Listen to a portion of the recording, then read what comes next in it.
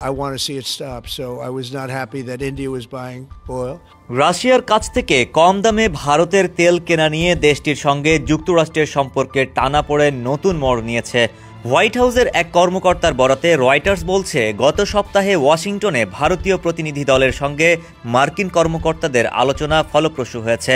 তারই অংশ হিসেবে ভারতীয় শোধনাগারগুলো ইতোমধ্যে রাশিয়ার তেল আমদানি 50% কমিয়ে দিয়েছে। তবে ভারতীয় শিল্প সূত্রগুলো জানিয়েছে, নয়াদিল্লি শোধনাগারগুলোকে রাশিয়ার আমদানি কমানোর জন্য কোনো অনুরোধ জানায়নি। ভারতের তেল আমদানিতে কোনো কমার লক্ষণও দেখা যায়নি। এর আগে বৃহস্পতিবার হোয়াইট হাউসের এক কর্মকর্তা রয়টার্সকে জানান, ট্রাম্প জানিয়েছেন ভারতের প্রধানমন্ত্রী নরেন্দ্র মোদী রুশ তেল কেনা বন্ধের অঙ্গীকার করেছেন। এ ব্যাপারে ভারতীয় সূত্রগুলো বলছে, তাদের শোধনাগারগুলো ইতোমধ্যে নভেম্বরের জন্য যে অর্ডার দিয়েছে সেগুলো যথাসময়ে আসবে। ডিসেম্বরেও কিছু তেলবাহী কার্গো পৌঁছানোর কথা রয়েছে, তাই আমদানিতে কোনো কাটছাট হলে তা ডিসেম্বরের শেষে বা জানুয়ারিতে দেখা যেতে পারে।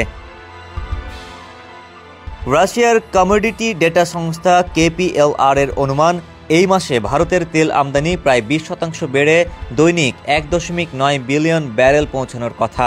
এদিকে ভারত ও চীন রাশিয়ার কাছ থেকে তেল কেনা বন্ধ করলে তার পরিণতি কি ঘটতে পারে তা নিয়ে চলছে আলোচনা।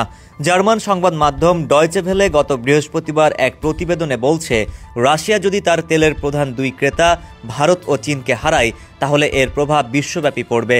এতে বিশ্ববাজারে বেড়ে যেতে পারে তেলের দাম। রাশিয়া দৈনিক প্রায় 5 মিলিয়ন ব্যারেল তেল উৎপাদন করে। এই বিপুল পরিমাণ সরবরাহ যদি হঠাৎ বাজার থেকে সরে যায় বা অন্য উৎসের দিকে গেলে তেলের দাম আকাশ ছোঁয়া হতে পারে। বিশ্লেষকরা মনে করেন, তখন বিশ্ববাজারে তেলের দাম ব্যারেল প্রতি $58 থেকে বেড়ে 110 এমনকি $120 পৌঁছতে পারে। এছাড়া তেলের দাম বাড়লে যুক্তরাষ্ট্র সহ সারা বিশ্বে মুদ্রাস্ফীতি তীব্রভাবে বাড়বে। মার্কিন ফেডারেল রিজার্ভ অনুমান করছে যে তেলের দাম প্রতি ব্যারেল $10 বাড়লে মার্কিন মুদ্রাস্ফীতিতে প্রায় 0.2% যোগ হয়। আবার রাশিয়া ইউক্রেন যুদ্ধে অর্থায়নের জন্য তেল বিক্রির আয়ের ওপর অনেকাংশে নির্ভরশীল। ফলে ভারত ও চীন তেল কেনা বন্ধ করলে মস্কোর রাজস্ব প্রবাহে ভয়ঙ্কর আঘাত আসবে। ভারতেও এর প্রভাব সুদূর প্রসারী। ডেস্ক রিপোর্ট, সমকাল।